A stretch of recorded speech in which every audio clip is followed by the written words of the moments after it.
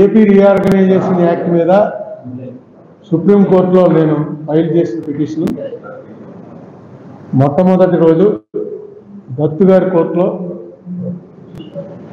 నేను ఆర్గ్యుమెంట్ చెప్పినటువంటి రోజు ఇవాళ కరెక్ట్గా 11 ఏళ్ళు అయింది.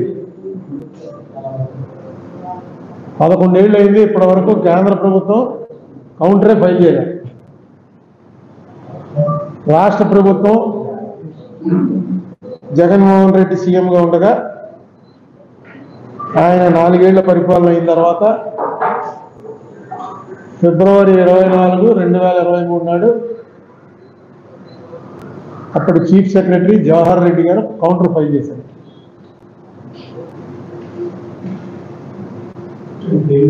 ఆ కౌంటర్ ఆ టైంకి ఫైల్ అవ్వకపోతే అప్పటికే 2-3 సార్లు అప్పటికి 43 వాయిదాలు అయ్యాయి.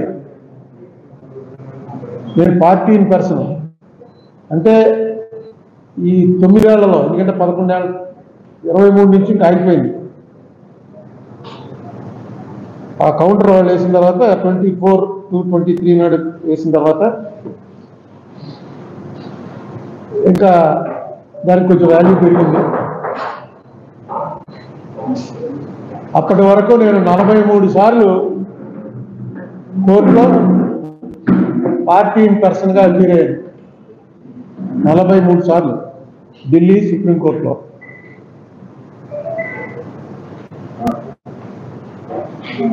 మధ్యలో 2019 ఎలక్షన్ ముందు ఈ విషయమే ఒక మీటింగ్ పెట్టాను. అది కూడా అప్పుడు 6 ఏళ్ళు అయిపోయింది.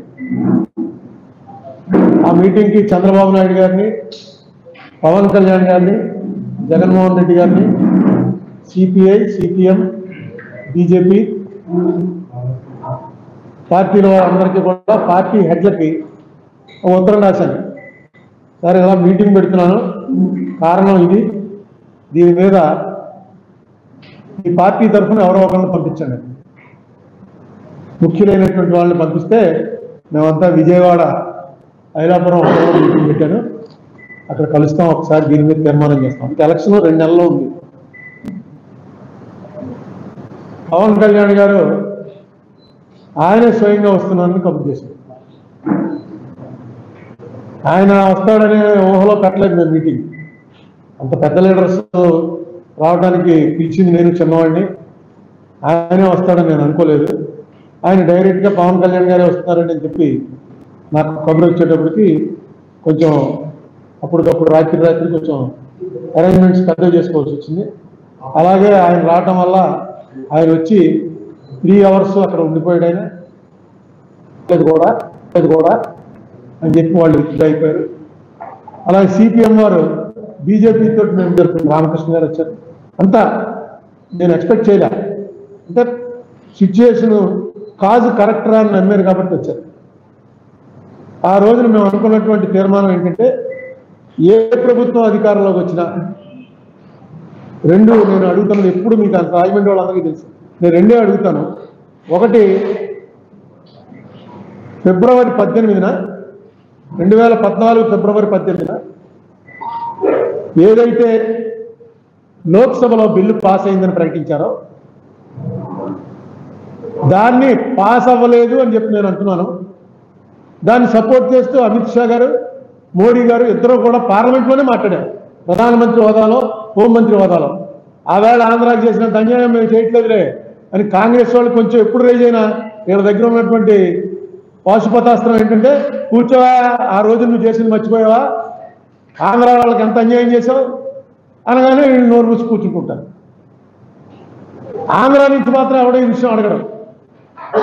ఇంకా ప్రధానమంత్రి, హోంమంత్రి అడిగారని చెప్పి నేను కూడా దీని మీద చర్చ జరుగుతున్న ఉద్దేశంతో కోర్టు కేసులో మనకు ఉన్నటువంటి ఇది కూడా మార్చాను. మన ప్రేయర్ ఏంటంటే, ఏపీ రీఆర్గనైజేషన్ యాక్ట్ చెల్లదు అని ప్రకటించాను. దాన్ని మార్చి ఇప్పుడు అలాగా అది చెల్లదు అని ప్రకటించడానికి చాలా ఏళ్ళు అయిపోయింది. కాబట్టి ఎప్పుడు మార్చాను ఇది? మార్చి 5, 2022లో ఈ అప్లికేషన్ వేసి మా డిమాండ్ ఇప్పుడు 2 రాష్ట్రాలు కలపటం ఇది కాదు, జరిగింది రైటా తప్ప చెప్పండి, ఇక ముందు ఇలా జరగకుండా. తర్వాత మాకు ఆ టైంలో ఇచ్చినటువంటి ఏవైతే ఉన్నాయో వాటన్నిటినీ కూడా వెంటనే ఫుల్ఫిల్ చేయాలి అని ఒక చిన్న ఆర్డర్ ఇవ్వండి కేంద్ర ప్రభుత్వానికి. ఏవైతే ఏపీ రీఆర్గనైజేషన్ యాక్ట్లో పొందుపరిచారు.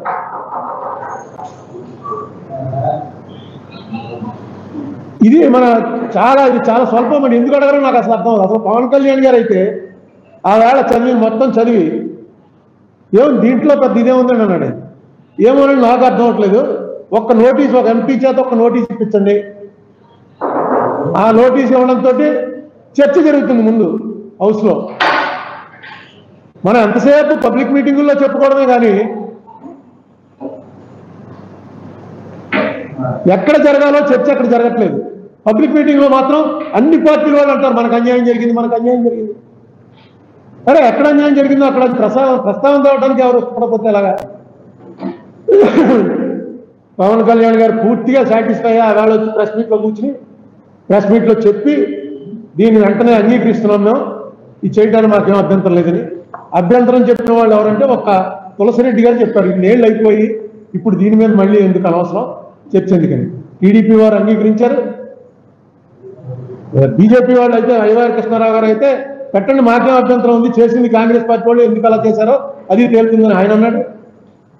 చాలా ఆ తీర్మానమే నేను అనుకున్నాను. ఎలక్షన్ అయిన తర్వాత ఏ పార్టీ అధికారంలోకి వచ్చినా అన్ని పార్టీల ఎంపీలు ఉంటారు కదా, అధికారులు ఎవరు వచ్చినా అపోజిషన్ ఒకళ్ళు ఇద్దరు ఉంటారు, వాళ్ళు చేతి పెట్టిస్తారని అనుకున్నాను. కానీ తర్వాత జగన్మోహన్ రెడ్డి గారి ప్రభుత్వం వచ్చింది. వారిని నేను మీట్ అయ్యే అవకాశం రాలేదు. వారి సెక్రటరీలతో వాళ్ళతో చెప్పడం జరిగింది. అన్ని మతాలు కలిసి ఉండాలండి అన్నా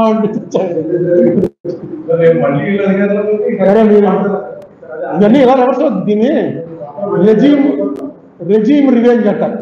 వీళ్ళ అధికారంలో ఉన్నప్పుడు వాళ్ళ మీద, వాళ్ళ అధికారంలో ఏం మీద. ఈ ఆంజనేయ గారు నేను వెళ్ళడం పూర్తిగా నాకు 20 ఏళ్ళ క్రితం నుంచి, అంటే నేను ఎంపీ అయిన తర్వాత చాలామంది ఐఏఎస్ వాళ్ళు, ఐపీఎస్ వాళ్ళు, ఆఫీసర్స్ న్యాచురల్గా కలుస్తారు. కొంతమంది ఫ్రెండ్స్ అయిపోతారు, కొంతమంది అసలు ఇప్పుడు గుర్తు కూడా పట్టరు, కొంతమంది పరిచయస్తులుగా ఉంటారు, అట్లా స్టేజ్లు ఉంటాయి.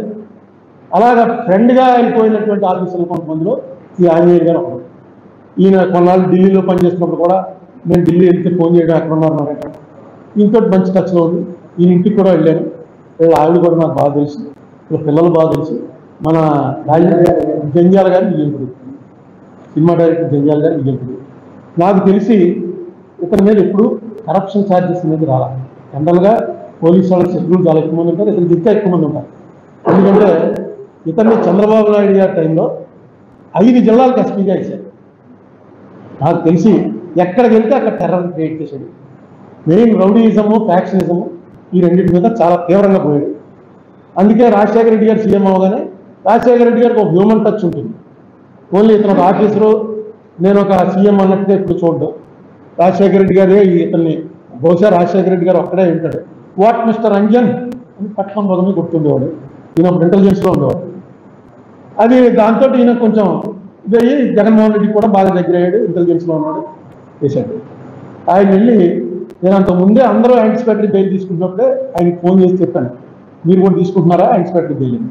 లేదండి నేను ఒక 10 రోజులు జైలుకి వెళ్ళి వస్తాను అన్నాడు. నాకు అర్థం అలా ఏంటి ఎవరు జోకేస్తున్నాడో ఏంటంటే సరేలే మీరు వెళ్ళండి జైలుకి, నేను చూడటానికి వస్తాను నేను. ఆయన నవ్వేశాడు, నేను నవ్వేశాను. నాకు ఆ మాట గుర్తుండిపోయింది. నేనేమనుకున్నానంటే ఆ లెవెల్ వాడిని పంపితే రాజమండ్రికి పంపుతారు అనుకున్నాను. డీజీ లెవెల్ నాకు తెలిసి ఇండియాలో అప్పుడు ఫస్ట్ అరెస్ట్ అయింది. డీజీ లెవెల్ వాళ్ళు ఎవరిని అరెస్ట్ చేయలేరు వరకు.